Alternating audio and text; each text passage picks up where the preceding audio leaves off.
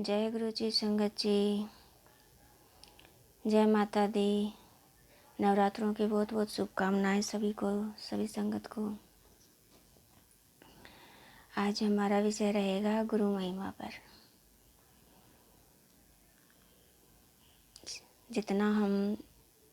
जितना आज गुरु जी करवाएंगे उतना है। तो सबसे पहले हम गुरु वंदना से शुरू करते हैं। अखंड मंडलाकारं व्याप्तेन चराचरं तत्पदं दर्शितं येन तस्मै श्री गुरुवे नमः। तमेव माता च पिता तमेव बन्धुश्च सखा तमेव विद्या द्रोणं तमेव सर्वं मम देवते। जय गुरु जी, शुक्राना गुरु जी। अखंड मंडलाकारं व्याप्तेन चराचरं तत्पदं दर्शितं येन तस्मै श्री गुरुवे नमः। सच्चिदानंद रूपाय विश्वोपत्यादि हेतवे तापत्र विनाशाय श्री कृष्णाय वयं नमः। जय गुरु जी। संगत जी, हमारे जीवन हम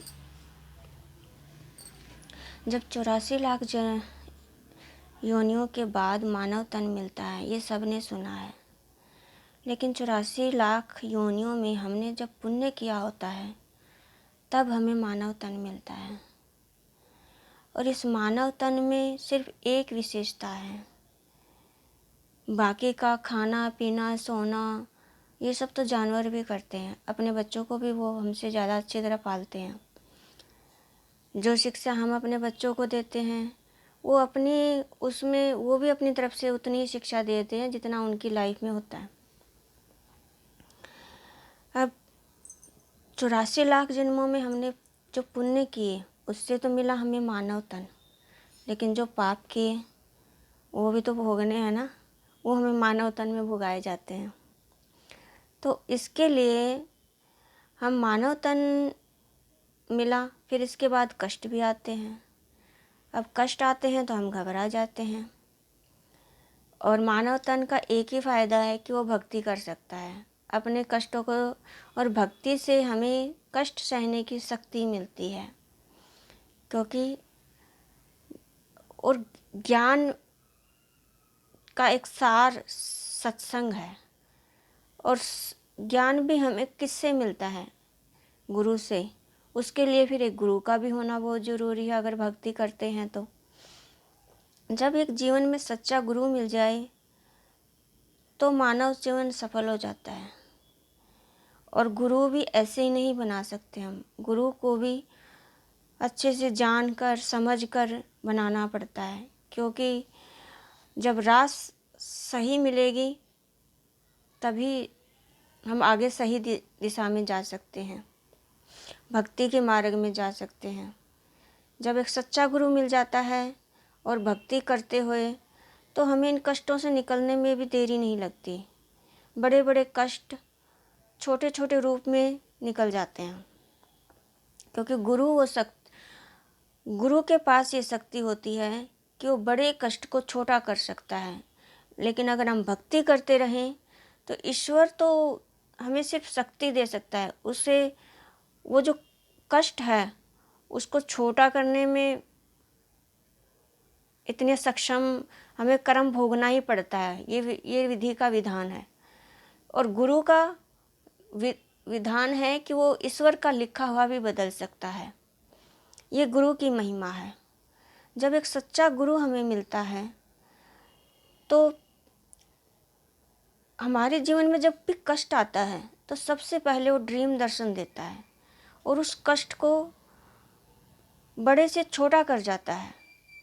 अगले दिन जब हम सुबह उठते हैं तो घर में कुछ ना कुछ बड़ा हो जाता, कोई झगड़ा हो जाता है, तो हम सोचते हैं कि हमें तो गुरुजी ने दर्शन दिए थे और हमारे तो घर में झगड़ा हो गया, ये तो अच्छा नहीं हुआ ना। पर ये ऐसा नहीं है।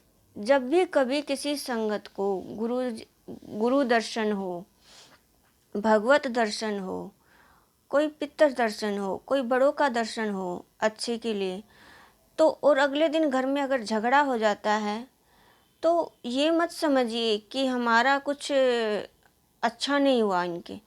नहीं, वो बहुत अच्छा हुआ, आपका बड़े से बड़ा कष्ट उन्होंने छोटा कर दिया है, जो पता नहीं कितनी उस पे जा सकता था, मानहानि जान पे जा सकता था, बड़े से बड़े नुकसान पे जा सकता था, लेकिन वो एक छोटे से रूप में निकल जाएगा। इसलिए कई बहुत सारी संगत का सवाल होता है ये कि हमें ड्रीम दर्शन हुआ और अगले दिन गुरु दर्शन तो हुआ, लेकिन हमारी फिर घर में झगड़ा भी हो गया।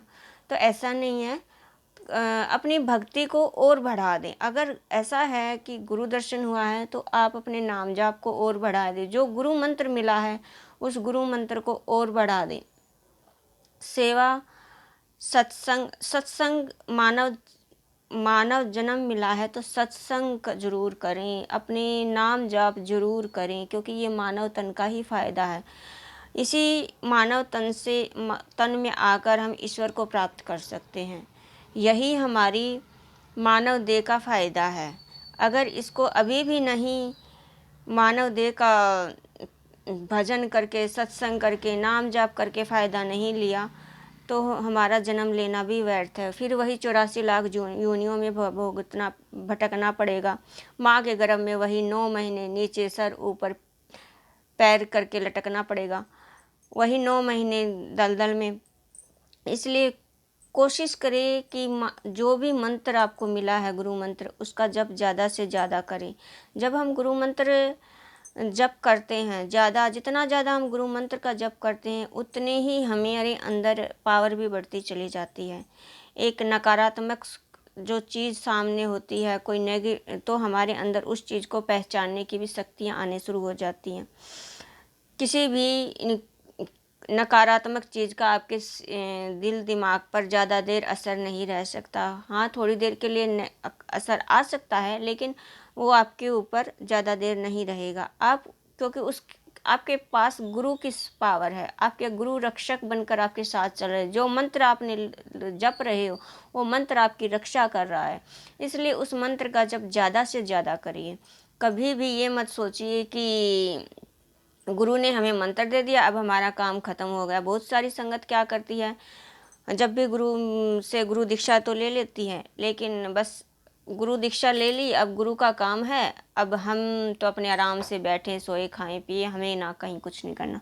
ऐसा नहीं होता। आपको गुरु ने जो मंत्र दिया है वो आपकी रक्षा करेगा। आप गुरु मंत्र का जप करिए, उसका पाठ करिए, उसका जो भी उसके से नियम है, सत्संग जाना, नाम जाप करना, सेवा करना, जो भी है वो ज़रूर करिए। इससे नका आपकी रक्षा भी होगी और जो कष्ट आएंगे उनको सहने की शक्ति भी मिलेगी। और जब हद से ज़्यादा बात बढ़ जाती है तो गुरु के अंदर ये पावर होती है कि वो अपने शिष्य के बुरे कर्मों को भी बदलने की ताकत रखता है, वो उसको मिटा कर दोबारा लिखने की भी ताकत रखता है। जब ये देखता है कि मुझे अपने शिष्य के ये कर्म, मुझे लेख बदलने हैं, जब गुरु प्रसन्न हो जाता है तो वो अपने उसके भाग्य को भी बदलने की शक्ति रखता है। और जो भक्ति करते हैं, जो ईश्वर के नज़दीक पहुंच जाते हैं, उनके ऊपर कष्ट आना तय है, उनके अपने दूर हो जाएंगे। ये विधि का विधान है कि कोई भी भक्त माल ग्रंथ उठाकर, जैसे हमारे भागवत है, गीता है, जितने शिव पुराण हैं, जितने भी पुराण उतरे हुए हैं, उनमें से एक ग्रंथ भक्तमाल ग्रंथ भी लिखा हुआ है। जिस वक्त भक्तमाल ग्रंथ लिखने की प्रक्रिया, जब ईश्वर ने भक्तमाल ग्रंथ लिखने की बात कही कि अपने भक्त से, तो भक्त ने सवाल किया कि भक्तमाल ग्रंथ को पढ़ेगा कौन, सुनेगा कौन। ठाकुर जी से कहा कि ठाकुर जी आपके भक्तमाल ग्रंथ को भक्तों की कथा को सुनेगा कौन। हम भक्तों की कथा तो लिख देंगे, क्योंकि बहुत सारे भक्त हुए हैं जिन्होंने भक्ति की है, जिन्होंने भगवत प्राप्ति की है, कष्टों से निकले हैं। मीरा जैसी बहुत सारी मीराएं हुई हैं जिन्होंने मीरा से भी बढ़कर भक्ति की है, जिसका कोई वो सामने नहीं आ रहा बात, लेकिन उसके भी एक ग्रंथ की रचना की गई है। तब ठाकुर जी ने कहा कि उस ग्रंथ को बैठकर मैं सुनूंगा। जब जैसे हम श्रीमद् भागवत कथा होती है, कोई भी कथा होती है, तो हम भक्त मिलकर ठाकुर जी की कथा सुनते हैं, तो वैसे ही भक्तों की कथा ठाकुर जी खुद सुनते हैं।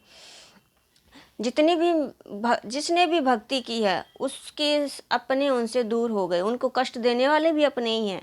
और उनके जो ठाकुर जी के नज़दीक पहुंच गया, ठाकुर जी ने भी उनको उनके पास नहीं रहने दिया कि अब मेरा राज चलेगा। ये तो चलता आया है। और जो भक्ति करते हुए अपनों से दूर हो रहे हैं, जो इस मार्ग तक आ चुके हैं, जो घर वाले कहते हैं कि नहीं सत्संग नहीं जाना, नाम जाप नहीं करना, तो उनसे मेरी विनती है कि आप अपने मकसद के, आप अपने ठाकुर जी के बहुत नज़दीक पहुंच चुके हैं, इस रास्ते को कभी मत छोड़िएगा। और इसका उदाहरण, इसको अगर आपको यूँ लगे कि हिम्मत चाहिए, इसको आगे बढ़ने के लिए शक्ति चाहिए, तो इस शक्ति को बढ़ाने के लिए आप भक्तमाल कथा ज़रूर सुनिएगा। यूट्यूब पर जैसे ही आप सर्च करेंगे भक्तमाल कथा, आपके सामने भक्तों की, नए नए भक्तों की लिस्ट शुरू हो जाएगी। आप जिस भक्त की भी कथा सुनना चाहेंगे सुन सकते हैं। ये भक्तमाल कथा आप उन भक्तों के लिए है जो भक्ति कर रहे हैं और रास्ते में अड़चने आ रही हैं, उनकी भक्ति को आगे बढ़ाने के लिए ये भक्तमाल कथा बहुत सहायक होती है। उनको एक बल मिलता है, एक शक्ति मिलती है कि भक्ति में ये चीज़ें आएंगी, लेकिन रुकना नहीं है। ठाकुर जी से मिलना है, अपने आराध्य से मिलना है, तो ये चीज़ों को पार करते हुए हमें इन रिश्तों से, इन नातों से हमें आगे बढ़ना ही होगा।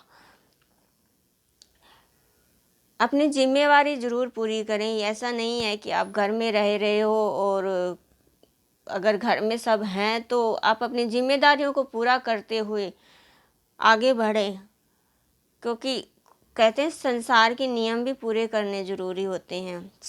घर से ये सेवा निभाते हुए, नाम जाप करते हुए भी आगे बढ़ा जा सकता है। तो आज की